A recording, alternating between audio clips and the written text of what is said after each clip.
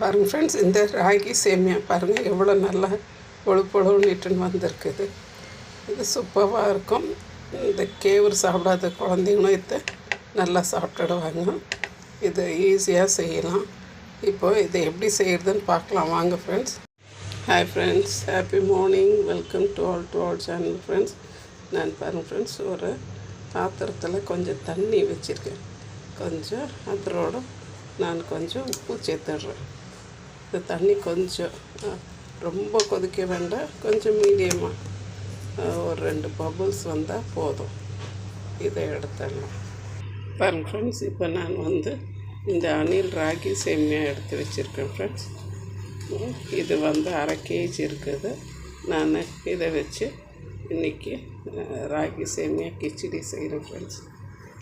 பாருங்கள், இந்த தண்ணி இந்த அளவுக்கு பபுள்ஸ் வந்தால் போதும். இப்போ நம்ம இந்த சேமியாவை இதில் கொட்டி எடுத்துடலாம். பாருங்கள் ஃப்ரெண்ட்ஸ், இப்போ இந்த சேமியா போட்டாச்சு. நம்ம ஒரு 1/2 ஸ்பூன் அளவுக்கு கொஞ்சம் எண்ணெய் விட்டு எடுத்துக்கிடலாம். ரொம்பவே இது நம்மளுக்கு கொதிக்கணுன்றது அவசியம் இல்லை. இவ்வளோ ஒரு 1 to 2 minutes இருந்தாலே போதும். பாருங்கள் ஃப்ரெண்ட்ஸ், இப்போ ஒரு பேனில் கொஞ்சம் எண்ணெய் ஊற்றி கடுகு, உளுத்தம் பருப்பு, கடலைப்பருப்பு போட்டு விட்ருக்கேன். இப்போது வெங்காயம், கருவேப்பிலை, பச்சை மிளகாய் போட்டு கிளறியாச்சு. அடுத்ததான் நம்ம கொஞ்சம் தக்காளியும் இஞ்சி பூண்டு மிக்ஸும் போட்டுக்கலாம் ஃப்ரெண்ட்ஸ். பாருங்கள் ஃப்ரெண்ட்ஸ், நான் தக்காளியும் கேரட்டும் போட்டேன். இப்போ ஒரு 1/4 ஸ்பூன் அளவுக்கு இஞ்சி பூண்டு பேஸ்ட் போட்டுக்கிறேன். இஞ்சி பூண்டு பேஸ்ட்டுன்றது உங்களுக்கு ஆப்ஷன் தான்.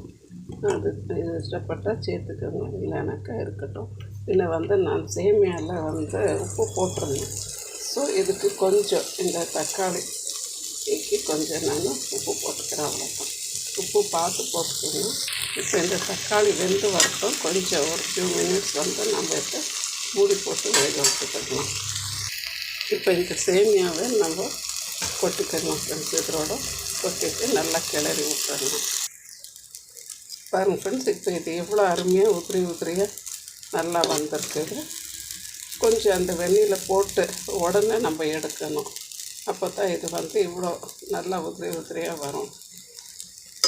தண்ணியும் ரொம்ப கொதிச்சிடக்கூடாது. தண்ணியில் கொஞ்சம் உப்பு, எண்ணெய் போட்டு நம்ம எடுத்துக்கிட்டோம்னாக்கா சூப்பரான நம்மளுடைய கேவுரு சேமியா ரெடி ஆகிடுச்சு ஃப்ரெண்ட்ஸ். பாருங்கள் ஃப்ரெண்ட்ஸ், நம்மளுடைய ராகி சேமியா உப்புமா சூப்பராக ரெடி ஆகிடுச்சு. தேங்க்யூ ஃபார் வாட்சிங் ஃப்ரெண்ட்ஸ். ப்ளீஸ் ஷேர் பண்ணுங்கள், லைக் பண்ணுங்கள், சப்ஸ்கிரைப் பண்ணுங்கள் ஃப்ரெண்ட்ஸ். தேங்க்யூ. ராகி சேமியா கிச்சடி சூப்பராக ரெடி ஆகிடுச்சு ஃப்ரெண்ட்ஸ். இது எல்லோரும் ஒரு முறை செஞ்சு சாப்பிட்டு பாருங்கள். ரொம்ப ஹெல்த்தியான டிஷ் கூட. தேங்க்யூ ஃபார் வாட்சிங் ஃப்ரெண்ட்ஸ்.